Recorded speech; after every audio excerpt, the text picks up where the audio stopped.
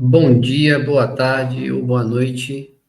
Aqui quem vos fala, mais uma vez, Cruyff Freitas, do CAC, Estudos Espíritas, para mais um vídeo do nosso Clube do Livro, desta obra Nos Domínios da Mediunidade, obra escrita por Chico Xavier, uma psicografia ditada pelo espírito André Luiz. Então, esse é o meu exemplar.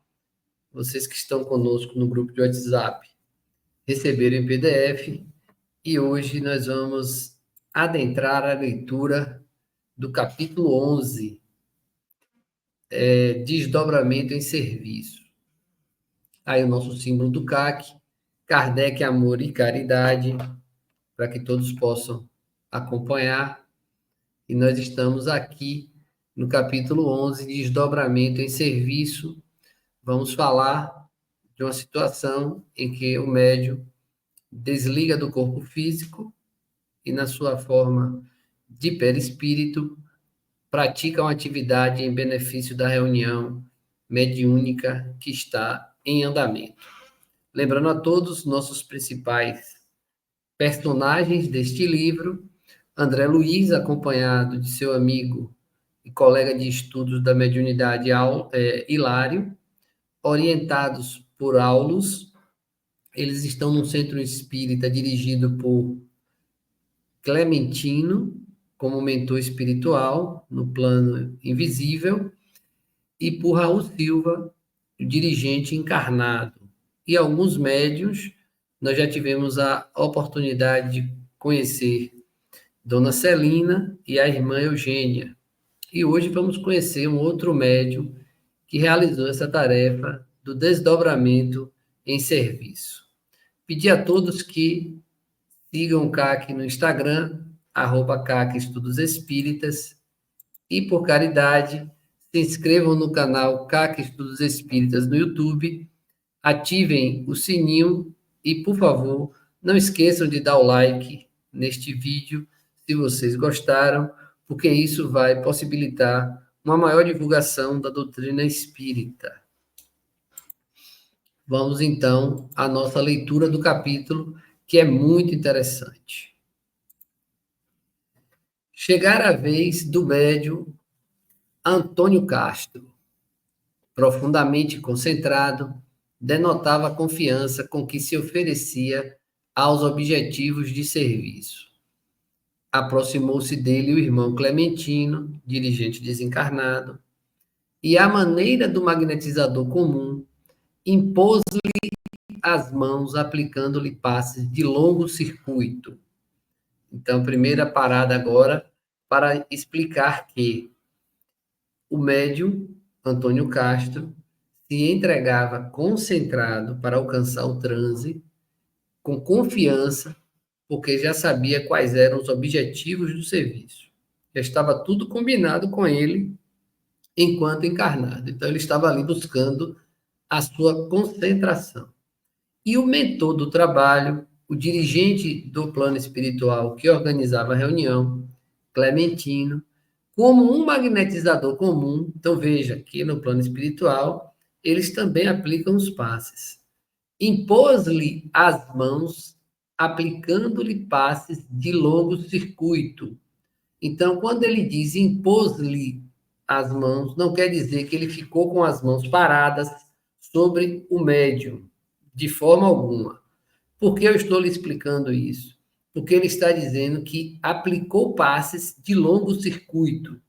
Para quem não sabe, passes de longo circuito são chamados de longitudinais e eles começam passando a mão da cabeça aos pés, atingindo tanto o coronário quanto todos os centros de força que ficam na parte da frente do nosso corpo, apontando para frente.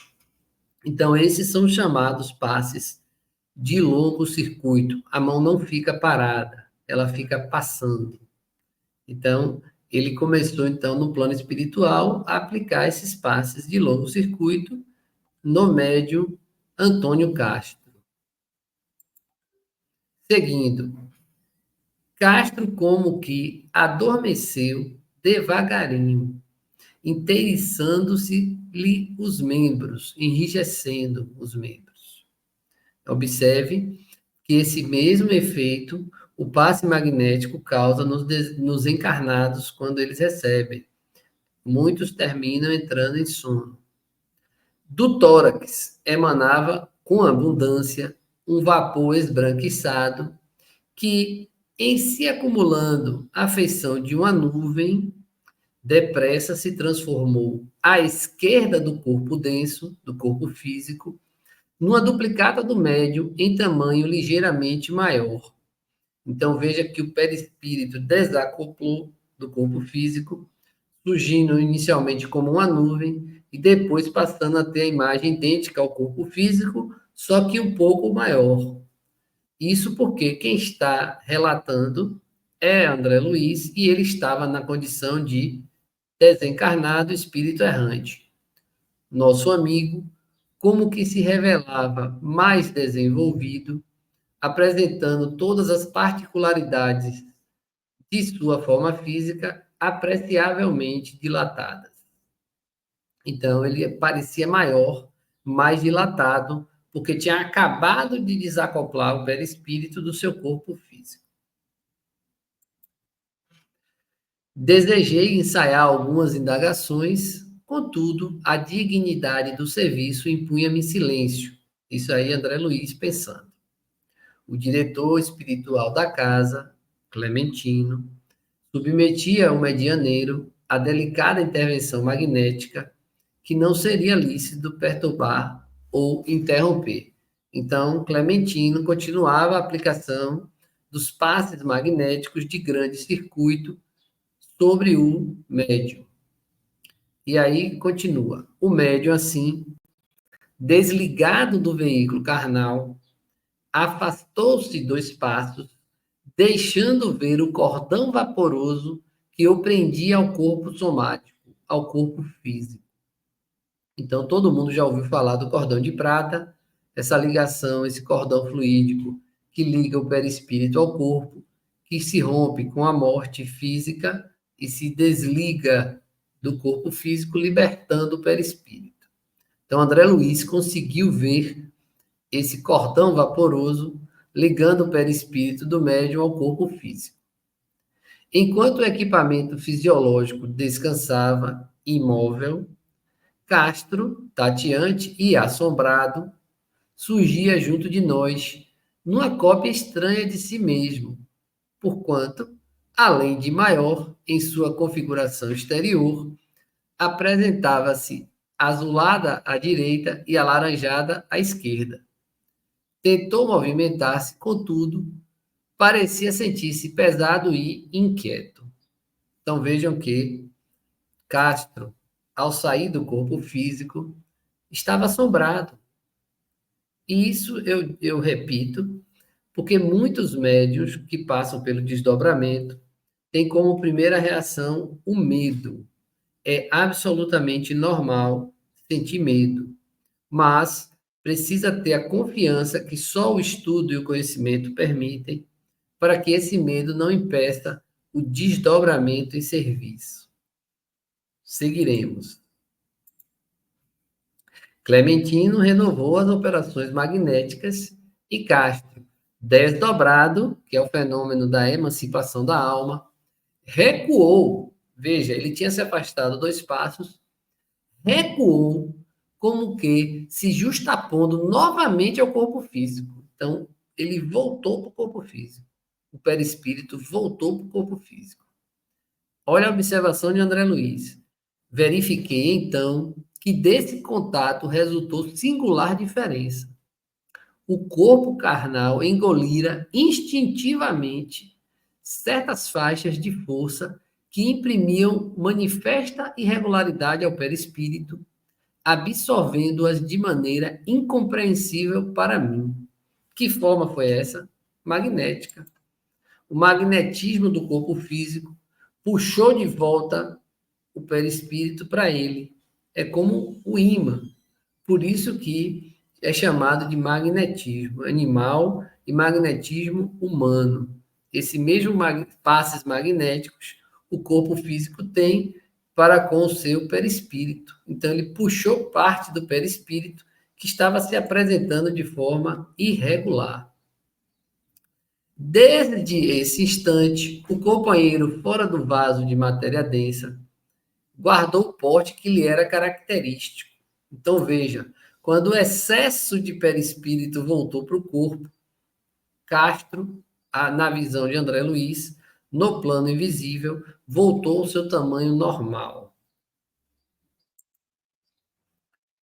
Era agora bem ele mesmo, sem qualquer deformidade, leve e ágil, embora prosseguisse encadeado ao envoltório físico pelo laço aeriforme, ou seja, por aquele laço vaporoso que muitos conhecem como cordão de prata, que parecia mais adelgaçado e mais luminoso, à medida que Castro, espírito, se movimentava em nosso meio. Vejam que o médium desdobrado, ele passou então a se movimentar pela sala na condição de emancipado, afastado do corpo físico.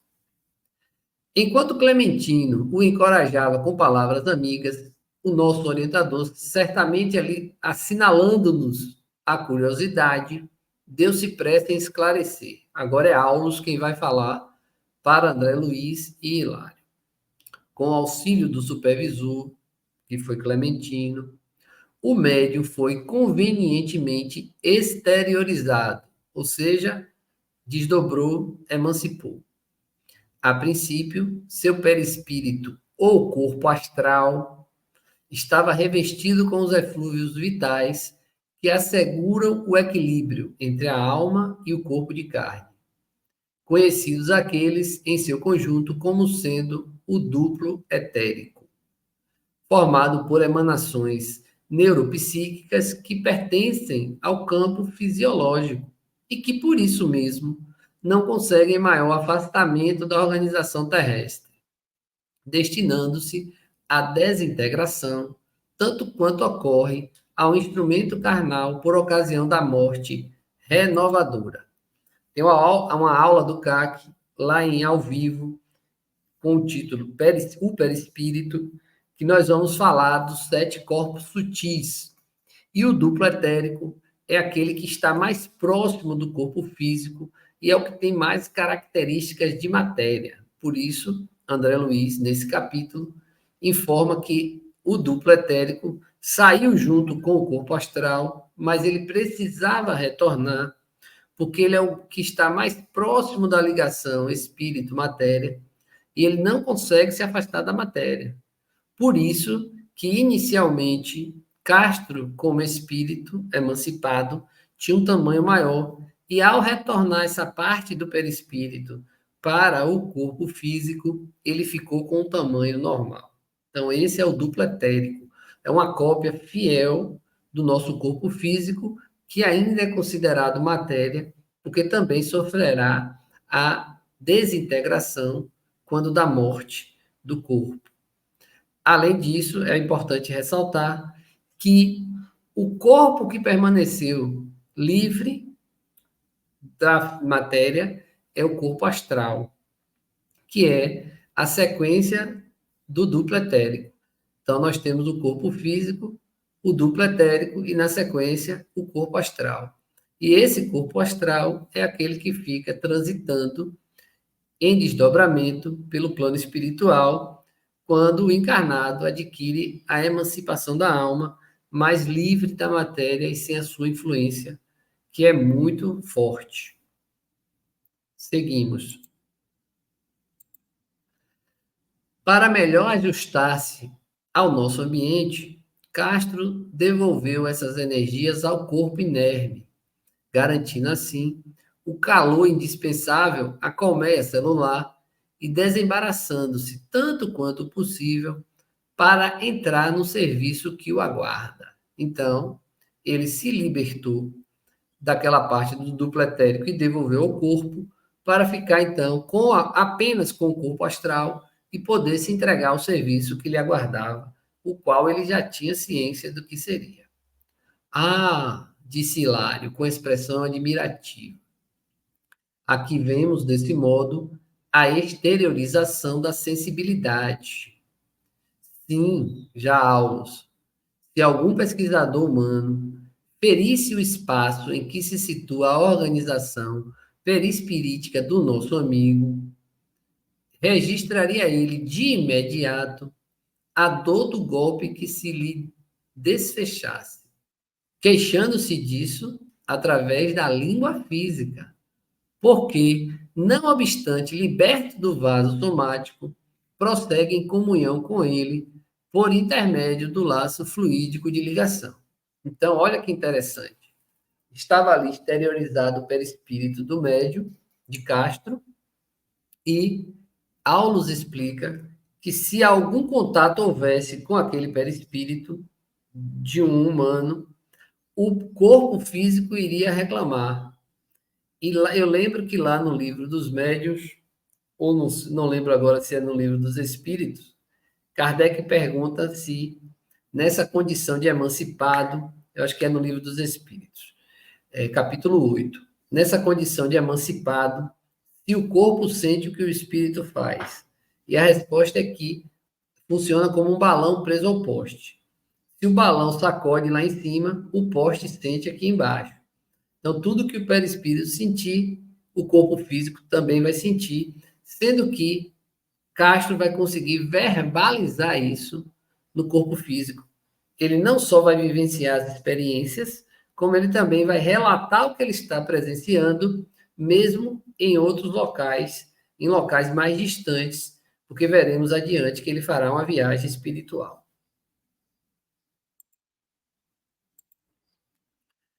Agora, André Luiz. Observei atentamente o médium projetado ao nosso círculo de trabalho. Não envergava o costume azul e cinza de que se vestia no recinto, mas sim um roupão esbranquiçado e inteiriço que descia dos ombros até o solo, ocultando-lhe os pés, e dentro do qual se movia deslizante. Aulus, registrando minhas anotações íntimas, e registrou-me as anotações íntimas e esclareceu. Então, veja, André Luiz percebeu que a roupa que ele se apresenta como espírito não era a mesma que ele estava usando no corpo físico. E Aulus vai explicar. Nosso irmão, com a ajuda de Clementino, está usando as forças ectoplásmicas que lhe são próprias, acrescidas com os recursos de cooperação do ambiente em que nos achamos. Semelhantes energias transudam de nossa alma conforme a densidade específica de nossa própria organização, variando desde a sublime fluidez da irradiação luminescente até a substância pastosa com que se operam nas crisálidas os variados fenômenos de metamorfose. Então veja que Aulus explica a André Luiz que existe uma variação muito grande de composição do perispírito, de formação do ectoplasma, que varia de pessoa a pessoa, podendo passar do mais fluido e radiante a um mais denso e vaporoso, como acontece com as crisálidas no fenômeno da metamorfose pelo qual passam as borboletas.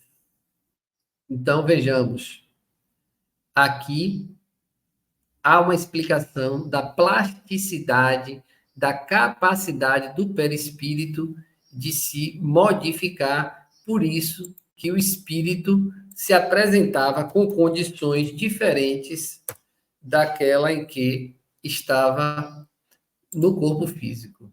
Percebam que André Luiz nota isso imediatamente. Seguindo, depois de fitar o médium hesitante, há alguns momentos, prosseguiu. Ainda há aulas, tá, gente? Castro é ainda um iniciante no serviço. Então, Castro ainda não sabe como fazer. Ele está aprendendo. Ele está num processo ainda de formação. Eu pulei o slide?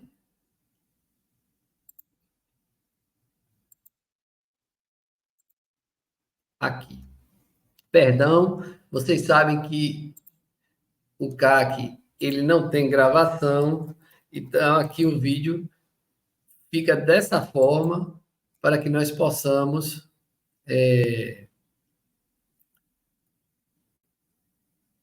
distribuir para vocês e infelizmente os erros fazem parte, esses pequenos erros que terminam sendo grandes acertos da nossa tarefa. O importante é que o conteúdo chegue até vocês.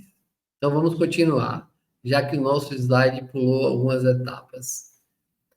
Castro é ainda um iniciante no serviço.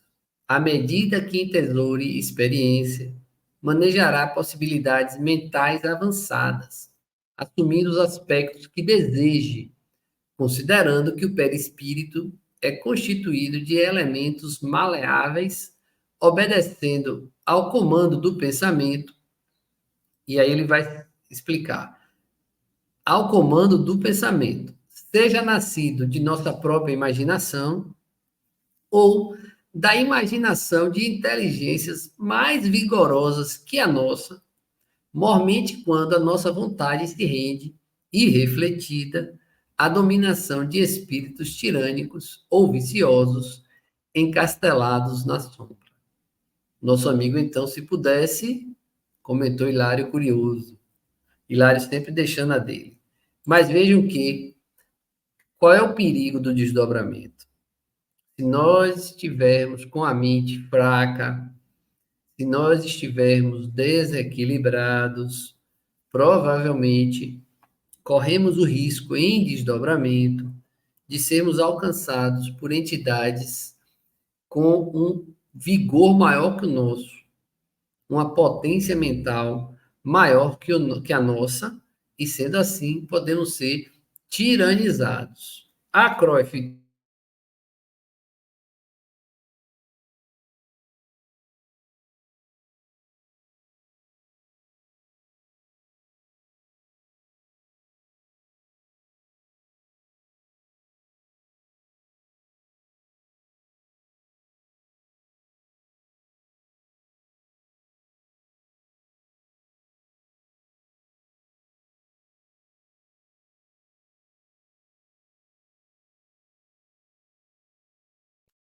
deu uma travadinha, eu fiquei esperando para ver se voltava. Então não adianta ter medo. O medo pode até piorar a situação. O que nós precisamos é ter muito cuidado, principalmente pessoas que passam por desdobramentos espontâneos, involuntários, para que isso possa ser desenvolvido e trabalhado com um acompanhamento de pessoas que já tenham experiência ou que estejam dispostas a contribuir para o aprimoramento do médium. Então, esse cuidado é necessário. Voltando, então, nosso amigo, então, se pudesse, comentou Hilário, curioso. Mas, cortando-lhe a frase, Aulus completou-a ajuntando. Se pudesse pensar com firmeza, fora do campo físico, se já tivesse conquistado uma boa posição de autogoverno, com facilidade imprimiria sobre as forças plásticas de que se reveste a imagem que preferisse, aparecendo ao nosso olhar como melhor lhe aprovesse, porque é possível estampar em nós mesmos o desenho que nos agrade. Sim, ponderei. Importa reconhecer, contudo, que esse desenho, embora vivo, não é comparável ao vestuário em nosso plano, afirmou André Luiz. Aulus percebeu que minhas indagações incluíam sempre o imperativo de maior esclarecimento para Hilário, ainda neófito, iniciante em nosso campo de ação, e talvez por isso procurou fazer-se tão claro e minucioso quanto possível, acrescentando: de modo nenhum. O pensamento modelará a forma que nos inclinamos a adotar. No entanto, os apetrechos de nossa apresentação na esfera diferente de vida a que fomos trazidos, segundo vocês já conhecem, variarão em seus tipos diversos. Lembremos-nos para exemplificar de um homem terrestre tatuado. Olha a analogia que ele vai fazer. Terá ele escolhido um desenho através do qual a sua forma, por algum tempo, se faz mais facilmente identificável, mas envergará a vestimenta que mais lhe atenda ao bom gosto, conforme as usanças do quadro social a que se ajusta. Então ele diz que a pessoa tatuada vai vestir roupa de acordo com o seu ambiente social. Mesmo assim, ele escolheu ter uma imagem gravada no seu corpo. Da mesma forma, o espírito na condição de emancipado, apesar de todas as características que ele tem, ele pode escolher uma forma de aparecer como um encarnado escolhe uma roupa. Ele tem essa facilidade.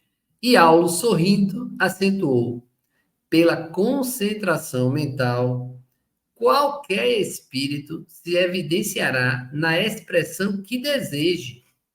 Todavia, empregando nossa imaginação criadora, podemos e devemos mobilizar os recursos ao nosso alcance, aprimorando concepções artísticas no campo de nossas relações uns com os outros.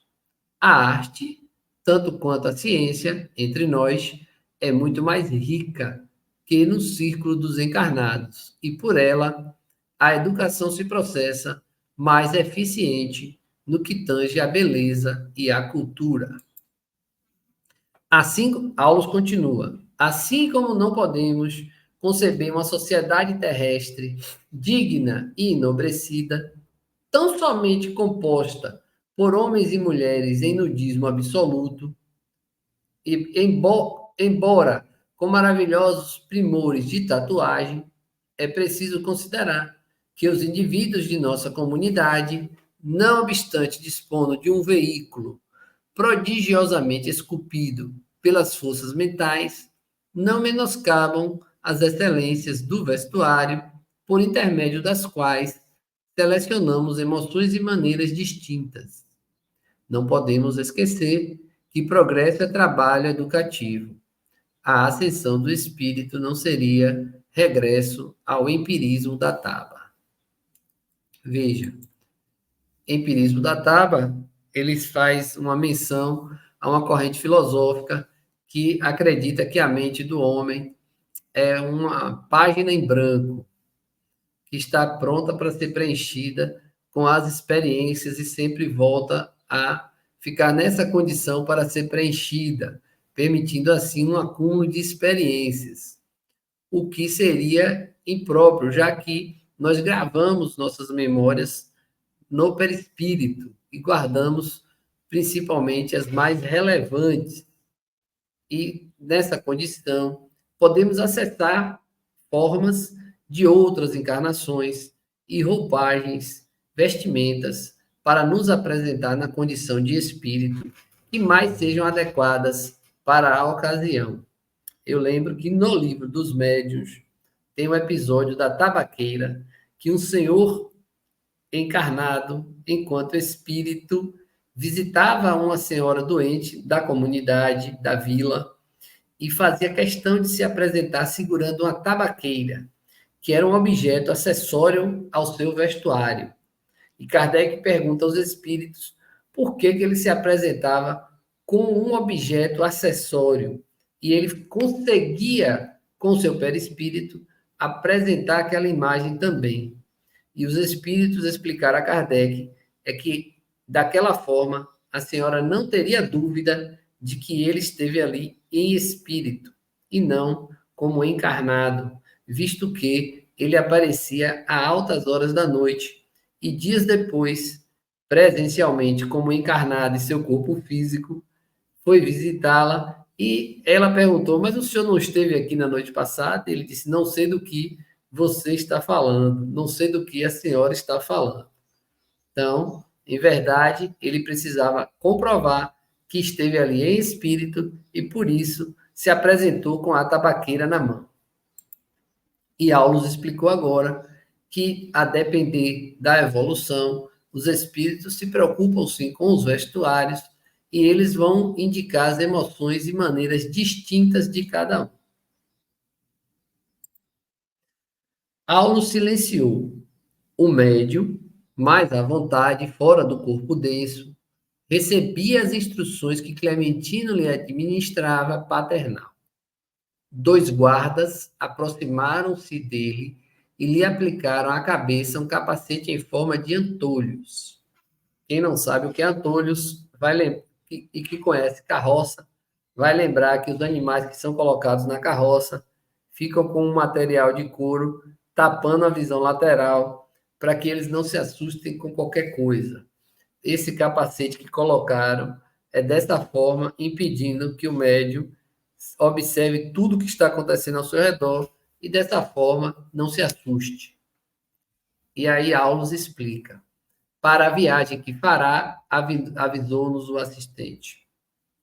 Castro não deve dispersar a atenção. Incipiente ainda nesse gênero de tarefa, precisa instrumentação adequada para reduzir a própria capacidade de observação, de modo a interferir o menos possível na tarefa a executar. Então, quanto mais liberdade ele tivesse, maior o risco de comprometer a tarefa. Por isso, o capacete, impedindo que ele tivesse a visão completa, observasse tudo e, por conta do medo, do assombro, do receio e da inexperiência, prejudicar o andamento da tarefa. E vejam também que existiam 2 guardas para ajudar, então ele não estava sozinho. Vimos o rapaz, plenamente desdobrado, alçar-se ao espaço, de mãos dadas com ambos os vigilantes. O trio volitou em sentido oblíquo, ou seja, andou pelo ar, flutuou, sob nossa confiante expectação. Desde esse momento, demonstrando manter segura comunhão com o veículo carnal, ouvimos-lo dizer através da boca física. Então, ó, Castro se mandou aqui com os 2 vigilantes, o perispírito, o corpo astral dele foi embora, mas ele conseguia falar com a boca física porque tinha ligação fluídica, aquele cordão vaporoso. E agora a fala de Castro, na cor preta. Seguimos por um trilho estreito e escuro. Oh, tenho medo, muito medo. Rodrigo e Sérgio amparam-me na excursão, mas sinto receio. Tenho a ideia de que nos achamos em pleno nevoeiro.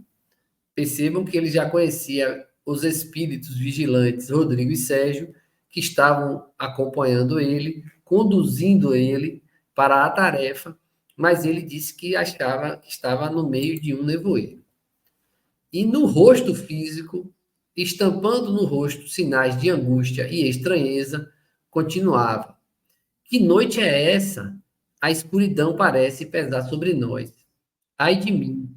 Vejo formas desconhecidas agitando-se embaixo, sob nossos pés. Quero voltar, voltar. Não posso prosseguir.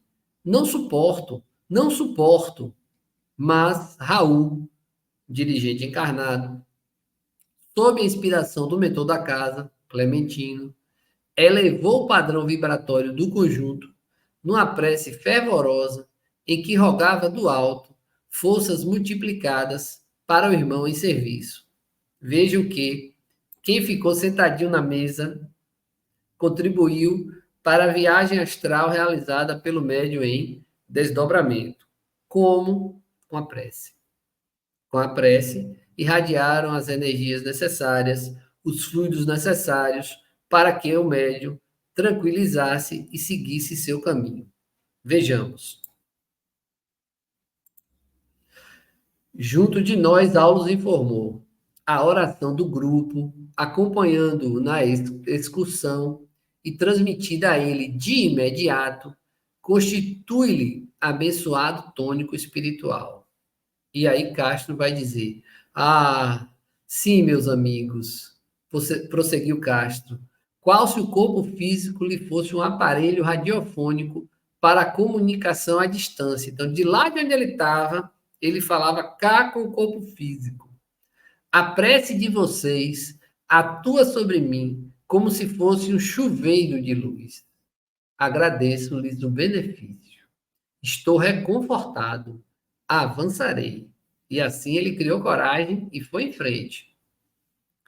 Interpretando os fatos sob nossa observação, Aulus explicou: raros espíritos encarnados conseguem absoluto domínio de si próprios em romagens de serviço edificante fora do carro de matéria densa. Então, raros são os encarnados que conseguem esse desdobramento e um absoluto domínio. Por isso, acontece sempre o acompanhamento dos vigilantes e dos mentores amigos. Continuamos. Habituados à orientação pelo corpo físico, ante qualquer surpresa menos agradável, na esfera de fenômenos inabituais, procuram instintivamente o retorno ao vaso carnal, à maneira do molusco, que se refugia na própria concha, diante de qualquer impressão em desacordo com seus movimentos rotineiros. Castro, porém, será treinado para a prestação de valioso concurso aos enfermos de qualquer posição. Quem nunca futucou um molusco na praia e viu ele entrar na sua concha e ficou tentando tirar ele? A mesma coisa acontece com o perispírito quando ele se assusta lá, o médium está lá desdobrado e se assusta, ele, volta para o corpo, automática e instantaneamente. Basta se assustar. Já conversei com alguns médiuns de desdobramento e eles relatam que a espiritualidade imperfeita pratica de tudo para impedir que eles avancem no plano espiritual e dentre essas coisas que eles fazem, eles ameaçam aquilo que é mais importante para o medianeiro na condição desdobrado. Muitas vezes ameaçam seus filhos, seus animais de estimação, seus pais, e isso coloca o medianeiro em dúvida e ele retorna imediatamente para o corpo. Conversando com esses médios, eu disse: diga ao espírito que você não acredita nele e siga em frente, porque esse é um truque para que você não vá ao que precisa fazer. E eles, nas noites seguintes, conseguem fazer isso, vencem essa barreira e avançam na prática do serviço. Claro que isso não acontece de uma hora para outra. Muitas pessoas sequer conseguem conversar sobre essas atividades que têm na condição de desdobramento, muitas vezes durante o sono. E muita gente não fala e não compartilha nos grupos espíritas. Mas é um indício de que a pessoa tem a condição de realizar outras tarefas, como está aí dito que Castro será treinado para a prestação de valioso concurso aos enfermos de qualquer posição. Tem muita gente aí com a mesma capacidade que sequer acredita no que vive durante o sono. Seguindo, enquanto assinalávamos o apontamento, a voz do médium se elevava no ar, vigorosa e cristalina. Que alívio! Rompemos a barreira de trevas. A atmosfera está embalsamada de leve aroma. Brilham as estrelas novamente. Oh, é a cidade de luz. Torres fulgurantes elevam-se para o firmamento. Estamos penetrando um grande parque. Oh, meu Deus! Quem vejo aqui a sorrir-me? É o nosso Oliveira. Como está diferente. Mais moço, muito mais moço. Lágrimas copiosas banharam o rosto do médium, comovendo-nos a todos. Então, quem estava na sala da reunião mediúnica se comoveu com as palavras do médium que estava numa cidade espiritual, numa das colônias espirituais, e lá reencontrara Oliveira. Saberemos em breve quem é esse Oliveira.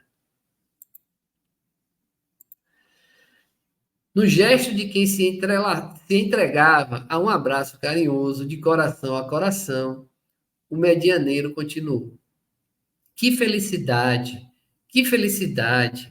Oliveira, meu amigo, que saudade de você. Por que razão teríamos ficado assim, sem a sua cooperação? Sabemos que a vontade do Senhor devem prevalecer, mas a distância tem sido para nós um tormento. A lembrança de seu carinho vive em nossa casa. Seu trabalho permanece entre nós como inesquecível exemplo de amor cristão. Volte, venha incentivar-nos na sementeira do bem. Amado amigo, nós sabemos que a morte é a própria vida. No entanto, sentimos sua falta. Vejam a emoção do médium ao reencontrar um amigo desencarnado. A voz do viajante, que se fazia ouvir de tão longe, então ele estava falando lá na reunião mediúnica, mesmo estando na colônia espiritual, entrecortava-se agora de doloridos soluços. O próprio Raul Silva, dirigente do trabalho como encarnado, mostrava igualmente os olhos marejados de pranto. Aulos deu-nos a conhecer quanto ocorria. Oliveira foi um abnegado trabalhador neste santuário do Evangelho, explicou. Desencarnou há dias. E Castro, com a aquiescência dos orientadores, com a permissão dos orientadores, foi apresentar-lhe as afetuosas saudações dos companheiros. Então veja que foi combinado antes. Não foi de qualquer jeito, no supetão. Demora-se em refazimento, no caso do Oliveira, ainda inapto à comunicação mais íntima com os irmãos que ficaram. Então, ele ainda não pode retornar para comunicar. Ele ainda está se refazendo. Mas poderá enviar sua mensagem por intermédio do companheiro que o visita.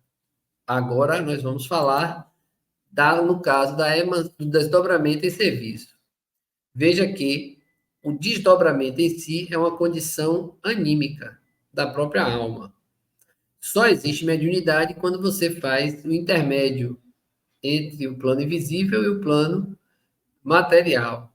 Então vejam que agora o médium em desdobramento vai receber a orientação do amigo desencarnado há dias e vai transmitir as palavras dele para a equipe que está lá reunida na sala mediúnica. Vejam que fantástico, maravilhoso. Abrace-me, sim, querido amigo, prosseguia Castro, com inenarrável inflexão de ternura fraterna. Estou pronto. Direi o que você deseja. Fale e repetirei. E recompondo-se, na atitude de quem se devia fazer intermediário digno, ou intermediário, olha onde entra a mediunidade, modificou a expressão fisionômica, falando cadenciadamente para os circunstantes. Então, ele se colocou numa condição de que poderia agora transmitir as informações ditas por Oliveira. E agora as palavras de Oliveira para todos os amigos que estavam encarnados e no trabalho. Meus amigos, que o Senhor lhes pague. Estou bem, mas na posição do convalescente, incapaz de caminhada mais difícil.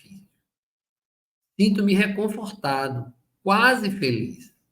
Indiscutivelmente, não mereço as dádivas recebidas, pois me vejo no grande lar, amparado por afeições inovidáveis e sublimes. As preces do nosso grupo alcançam-me cada noite, como projeção de flores e bênçãos. Como expressar-lhes gratidão se a palavra terrestre é sempre pobre para definir os grandes sentimentos de nossa vida? Que o Pai os recompense.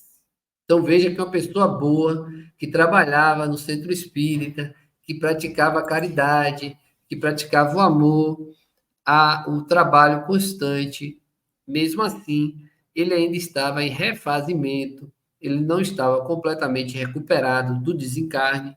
Sabemos que tem um período da perturbação necessária para a readequação do espírito ao plano espiritual, utilizando apenas seu perispírito. E veja a importância das preces daqueles que estão aqui encarnados, que toda noite emanavam para ele bênçãos que para ele chegavam em forma de flores sobre o seu corpo perispiritual em refazimento. A importância disso. Algo que eu não pontuei lá atrás é que Castro, quando o viu, percebeu que ele estava mais novo, muito mais novo. E isso é comum acontecer com o desencarne. Os espíritos tomam uma forma mais nova do que aquela pela qual, na idade da qual desencarnaram. Então, eles se apresentam mais jovens. E não tem nada de estranho nisso. Continuando aqui com a fala do Oliveira, aqui onde me encontro, vim reconhecer mais uma vez a minha desvalia e agora concluo que todos os nossos sacrifícios pela causa do bem são bagatelas,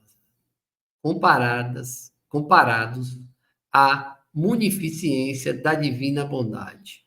Meus amigos, a caridade é o grande caminho. Trabalhemos.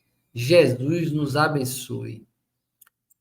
Eu rogo a Deus que muitos médiuns escutem esse vídeo. Muitos, muitos. Se eu pudesse pedir algo a Deus nesse momento, eu pediria que muitos médiuns ouvissem só esse trecho. Que tudo que nós estamos aqui tentando fazer ainda são bagatelas diante da bondade infinita de Deus. E que nós precisamos trabalhar no caminho do bem, do amor e da caridade. E é triste, a palavra que eu tenho é essa, de ver uma quantidade enorme de médiuns perturbados, sem trabalhar, fugindo da responsabilidade do compromisso assumido com eles mesmos e a espiritualidade. Enquanto que os ensinamentos estão aí, postos em diversos livros, não só como esse, nos domínios da mediunidade, como em tantos outros de André Luiz. Eu lembrei agora do livro Voltei, do irmão Jacó, que também relata o retorno ao plano espiritual e as dificuldades que ele enfrentou, mesmo sendo um trabalhador espírita. E aqui estamos a convidar os irmãos de doutrina para o estudo, para o aprofundamento e para a tarefa. Não adianta conhecimento sem que isso se transforme em trabalho. E quem não trabalha se atrapalha. Seguimos. Perdoem o desabafo. A voz de Castro apagou-se-lhe nos lábios, e daí a instantes vimo-lo regressar, amparado pelos irmãos que o haviam conduzido, retomando o corpo denso com naturalidade. Então, ele voltou ao corpo físico, o perispírito acoplou ao corpo físico, sem nenhuma dificuldade, algo muito natural. Reajustando-se, qual se o vaso físico o absorvesse de inópino, acordou na esfera carnal, na posse de todas as suas faculdades normais, esfregando os olhos, como que desperta de grande sono. Então vejam que ele saiu de um transe profundo. Ele voltou, acordou de um grande sono. Isso indica que o seu transe foi profundo. O desdobramento e serviço está findo e com a tarefa terminada, havíamos recolhido preciosa lição. E, em verdade, esse é um dos capítulos mais interessantes até aqui, porque mostram informações relevantes sobre o desdobramento, sobre como ele acontece, sobre a sensação de que está maior que o próprio médium sente, é o início. Depois ele sente que retorna ao tamanho normal. Isso porque André Luiz, na condição de espírito errante, estava vendo dessa forma, junto com Hilário e Aulus, e nos traz essas informações. Fala também do medo que o médium sentiu ao se encontrar em uma viagem astral, mesmo acompanhado por dois guardas que já eram seus conhecidos, mesmo sabendo qual era a sua tarefa, e mesmo com um capacete que impedia que ele tivesse acesso a tudo e isso prejudicasse o seu andamento de tão importante tarefa. E quanto deve ser reconfortador para toda uma equipe mediúnica receber, dias depois, notícias de um dos trabalhadores da casa, indicando que, mesmo não se sentindo merecedor, estava bem, estava se recuperando, estava numa condição melhor, com a aparência de mais novo e com a certeza de que em breve poderia se comunicar diretamente na reunião. Imaginem a felicidade dessa equipe, a confiança adquirida por esses trabalhadores para permanecerem no caminho do bem, do amor e da caridade. Então, fica aqui mais uma vez o convite. Vamos estudar, vamos trabalhar e vamos progredir na doutrina consoladora que é o Espiritismo. Um abraço fraterno, um beijo magnético, fiquem com Deus e não esqueçam, por caridade, de dar o like nesse vídeo se você gostou, porque isso vai nos ajudar a divulgar cada vez mais a doutrina. Até a próxima.